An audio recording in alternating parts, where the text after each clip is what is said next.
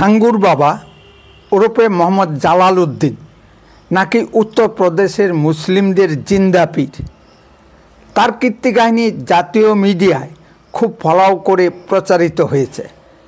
এত বড় একটা গুরুত্বপূর্ণ বিষয় বাংলা মিডিয়ায় তেমন কোনো প্রচার নেই বা সে সাহসও নেই, তাহলে তো সরকারি বিজ্ঞাপন পাওয়া বন্ধ হয়ে যাবে। ছোট ছোট দুই একটি বাংলা ইউটিউব চ্যানেলে বিষয়টি তুলে ধরা হয়েছে। সাঙ্গুর বাবা বলে কথিত মোহাম্মদ জালাল উদ্দিন উত্তরপ্রদেশে ইসলাম ধর্মান্তকরণ নিয়ে কাজ করেন। উত্তরপ্রদেশের গরিব অশিক্ষিত সরল হিন্দুদেরকে টাকার লোভে ফাঁসিয়ে বা অন্য কোনোভাবে ফাঁসিয়ে ইসলামে ধর্মান্তরিত করে এই সাঙ্গুর বাবার দল। এর জন্য তার হাজার হাজার এজেন্ট নিয়োগ করা আছে। হাজার হাজার মুসলিম যুবক হিন্দুদের নামে ফেক আইডি খুলে হিন্দু মেয়েদের ফাঁসানোর তালে আছে। এর জন্য ওই মুসলিম যুবকরা সাঙ্গুর বাবার কাছ থেকে টাকাও পাচ্ছে। আর হিন্দু মেয়েদের একবার ফাঁসাতে পারলে লক্ষ লক্ষ টাকা পায় মুসলিম যুবকরা। টাকা হাতিয়ে নিয়ে কিছুদিন পর ওই হিন্দু মেয়েদের তালাক দিয়ে বের করে দেয় এবং আবার নতুন হিন্দু মেয়েদের ফাঁসানোর তালে থাকে। তখন ওই হিন্দু মেয়েদের স্থান হয় বেশ্যালয়ে বা লাশ হয়ে রাস্তার ধারে বা মাঠে। অনেকের আর পরিবারে স্থান পায় না। এ ধরনের হাজার হাজার ঘটনার সংবাদপত্রে বা ফেসবুকে লক্ষ্য করা যাচ্ছে। তবু হিন্দু মেয়েদের হুঁশ নেই। উত্তরপ্রদেশের যোগী সরকারকে বিব্রত করার জন্য ইসলামী বিশ্বের ভয়ঙ্করতম পরিকল্পনা। কারণ যোগীজির নাম প্রধানমন্ত্রী মোদিজির পরবর্তী প্রধানমন্ত্রী হিসেবে বিবেচিত হচ্ছে। সাঙ্গুর বাবার ফাঁদে পড়া দুজন হিন্দু মহিলার বক্তব্য শুনে আসি। दरअसल मेरी मुलाकात अमित नाम के लड़के से हुई थी, जिसने खुद को हिंदू बताया था। उसके भाई बहनों से मुलाकात हुई थी और अमित जो था उसका पूरा परिवार मुस्लिम था, इसकी मुझे जानकारी नहीं थी। मुझे हिंदू बन के मिले थे और इन्होंने ही मुझे छांगुर बाबा से मिलवाया था। इनकी बहन है उम्मे रकीबा, जो नीतू नसरीन की दोस्त है, उसके द्वारा मेरी मुलाकात हुई थी। दरअसल मेरा धर्मांतरण तो इस तरह से नहीं हुआ था, दो तरह से होता है इसमें, प्रेम जाल में फंसा के और या फिर आर्थिक रूप से कमजोर होकर। तो मुझे प्रेम जाल में फंसाया गया था, मुझसे झूठ बोला गया था, मेरे साथ फ्रॉड धोखा किया गया था। और जब मैं इस पे एक्शन की बात कर रही थी तो अबू आमिर की माँ जो सईदा खातून है, इनके द्वारा और इनके पिता द्वारा अबू हुरैरा अंसारी मुझे प्रेशर दिया गया कि अगर मतलब FIR करोगी या कुछ ऐसी कार्रवाई करोगी तो तुम्हारे साथ अच्छा नहीं होगा, और जो भी है कि तुम्हारा समाज बहिष्कार कर देगा, तुम्हारे माता पिता कर देगा, सब दरबदर रहोगे, कोई खुशहाली नहीं रहेगी, ऐसे रहोगे तो फिर मतलब अपनी आस्था के अनुसार तुम रह सकती हो। इस तरह से कहा गया था हमसे। क्या नाम है आपका? मालती। मालती कहाँ के रहने वाले हो? सिद्धार्थनगर। सिद्धार्थनगर किस गाँव के? धनौरी। ये कहाँ पड़ता है? सहियापुर के पच्चो। तो क्या हुआ था आपके साथ, पूरा मामला क्या था? उतरौला हम गए कपड़ा लिए महबूब के दुकान से, घरे लाके देखे तो कपड़ा फटा रहा, वापस करे गए तो वहाँ मनाइन के रहा लड़का, कैसे हम वापस ना कह पाए, इनके घरे चली जाओ महबूब के, ना हम पैसा दे सके थे ना वापस दे सके थे, वो नहीं पैसा दे सका थे वो नहीं वापस दे सका था। तो हम पूछत महबूब के घरे चली गए। वहाँ छांगुर बाबा बैठे रहे, नीतू रही और महबूब घर में सोवा रहे। तो हम कहें कि छांगुर बाबा के घर यही है, कहीं हाँ। फिर हम कपड़ा बदले आए हैं, कपड़ा कटा फिटा है। तो गए तो छांगुर बाबा से मुलाकात है। छांगुर बाबा कहें, हम छांगुर बाबा से पूछें कि कहाँ गए महबूब, कहीं महबूब भाई सोवा है, हम कहें उनसे मुलाकात कराए थे, हम कपड़ा और वापस लेके आने, कपड़ा हाली बदलना है दुकान वाले। तो कहीं ठीक है महबूब का हम बुला दे नीतू। तो नीतू बुला के लाइन, नीतू नीचे चली आई और महबूब छांगुर बाबा भी नीचे चलाए। महबूब हमें पकड़ ली और नवीन पकड़ ली। उसके बाद में कमरे में लेके गए, हमारे साथ गलत काम हुआ। नीचे आए छांगुर बाबा से, हम बोले कि छांगुर बाबा तार बच्चे मेरे साथ बहुत गलत काम किए। कहीं तो क्या हुआ, कुछ नहीं गलत हुआ। ये हमारे धर्म में आए जाओ, मुसलमान हो जाओ, सुखी रहो, संपत्ति पाइबो, आराम रही, पैसा कौड़ी रही। मुमकिन नहीं, एक हम नहीं करबे। तो कहीं ठीक है, जाओ, हमार कुछ नहीं कह पेबो, ना पुलिस ना दरोगा हमार कुछ कह पाए, ना बनाए पाए, ना बिगाड़ पाए। जाओ। अब हम सोचे थे कि শেষ মহিলার বক্তব্য থেকে জানা যায় ওই গরিব হিন্দু মহিলা এক মুসলিম কাপড়ওয়ালার কাছ থেকে একটি নতুন কাপড় ক্রয় করেছিলেন, কিন্তু কাপড়টি ফাটা ছিল। কাপড়টি মহিলাটি বদলাতে গেলে দোকানদার বাড়িতে যেতে বলে। বাড়িতে গেলে মুসলিম দোকানদার ওই হিন্দু মহিলাকে একটি ভদ্র ঘরে আটক করে জোরপূর্বক ধর্ষণ করে। খুব স্বাভাবিকভাবেই মহিলাটি চেঁচামেচি শুরু করলে ওই স্থানে সাঙ্গুর বাবার আবির্ভাব ঘটে। সাঙ্গুর বাবা বলে যে তার ধর্ম তো নষ্ট হয়েই গেছে, এবার তিনি ইসলাম ধর্ম কবুল করুন, তাকে আরও টাকা দেওয়া হবে, নতুন স্বামী দেওয়া হবে, আর যদি পুলিশের কাছে যায় তাকে খুন করে দেওয়া হবে। এইভাবে বিভিন্ন কায়দায় গরিব হিন্দুদেরকে ধর্মান্তরিত করতে থাকে ওই তথাকথিত ইসলাম প্রচারক সাঙ্গুর বাবা।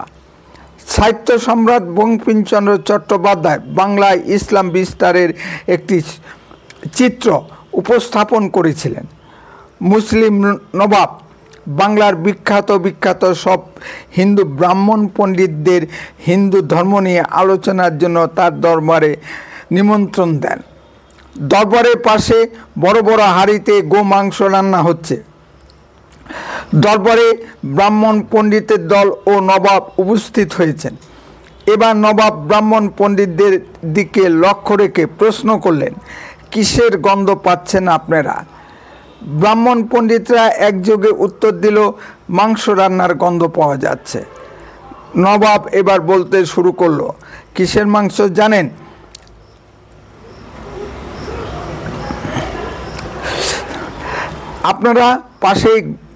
আপনাদের পাশেই গোমাংস রান্না হচ্ছে, তা আপনাদের ধর্মে তো লেখা আছে ঘ্রাণেন অর্ধভোজনম, লেখা আছে কি নেই?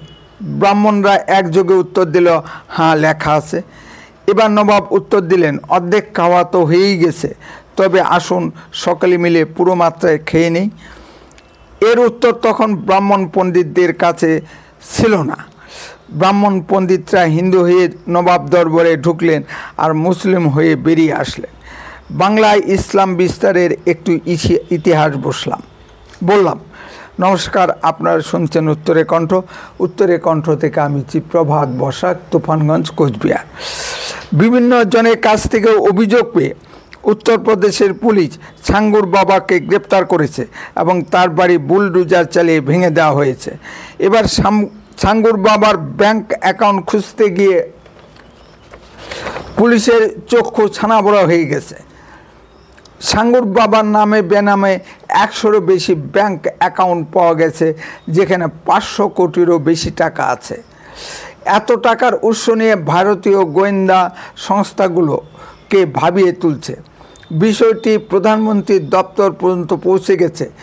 এই টাকা এসেছে মূলত পাকিস্তান, দুবাই, সৌদি আরব ও তুরস্ক থেকে।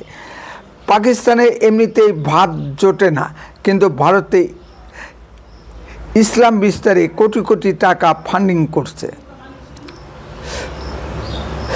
তুরস্ক ভারতের শত্রু রাষ্ট্রে পরিণত হয়েছে, সেও ভারতে ইসলাম বিস্তারে কোটি কোটি টাকা ফান্ডিং করছে।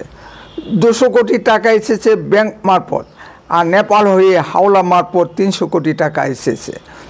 এই টাকা মুসলিম যুবকদের দেওয়া হচ্ছে হিন্দু মেয়েদের ফাঁসানোর জন্য বা লাভ জিহাদের জন্য। আমাদের পশ্চিমবঙ্গে সাঙ্গুর বাবার মতো ইসলাম প্রচারক আছে কিনা জানা যায়নি। সংবাদপত্রে এ সকল ঘটনা প্রকাশ করবে না এবং পুলিশও এ সকল ঘটনা ধামা চাপা দিতে চেষ্টা করে। তবে চারিদিকে যেভাবে লাভ জিহাদের ঘটনা ঘটছে তাতে সন্দেহ হওয়া স্বাভাবিক। সকলের হাতে হাতে মোবাইল, এই মোবাইলের মাধ্যমে অনেক কিছু ঘটে যাচ্ছে। হঠাৎ দেখা যাচ্ছে বাড়ি থেকে যুবতী মেয়ে হাওয়া হিন্দু অভিভাবকদের লাভ জিহাদ সম্পর্কে অজ্ঞতা একটি বড় কারণ। কুচবিহারে বা উত্তরবঙ্গের সবচেয়ে বেশি লাভ জিহাদের শিকার হচ্ছে সরল রাজবংশী সমাজের মেয়েরা। তারা একটু লেখাপড়া শিখলেই নিজেকে অনেক বড় জ্ঞানী বা কেউকেটা মনে করে, তখন তারা ধরাকে সরা জ্ঞান করে। বাংলাদেশে অন্য ফর্মে ইসলাম প্রচার হচ্ছে। ডক্টর মোহাম্মদ ইউনূস ক্ষমতায় আসার পর হুলিয়া জারি করা হয়েছে যে বাংলাদেশে চাকরি করতে হলে ইসলাম কবুল করতেই হবে। স্কুলে চাকরিরত হিন্দু শিক্ষিকাদের জোরপূর্বক গোমাংস খাওয়ানো হচ্ছে।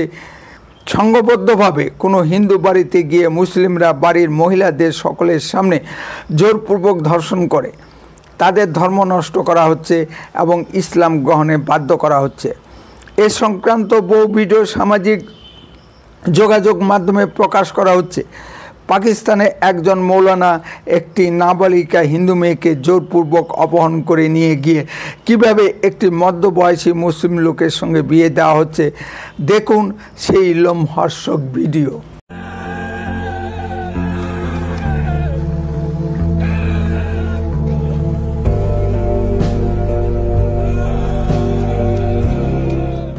কোনো মৌলানার শ্রেষ্ঠত্ব বিচার করা হয় কে কটে হিন্দু মেয়ে অপহরণ করে ধর্মান্তরিত করেছে তার নিরিখে।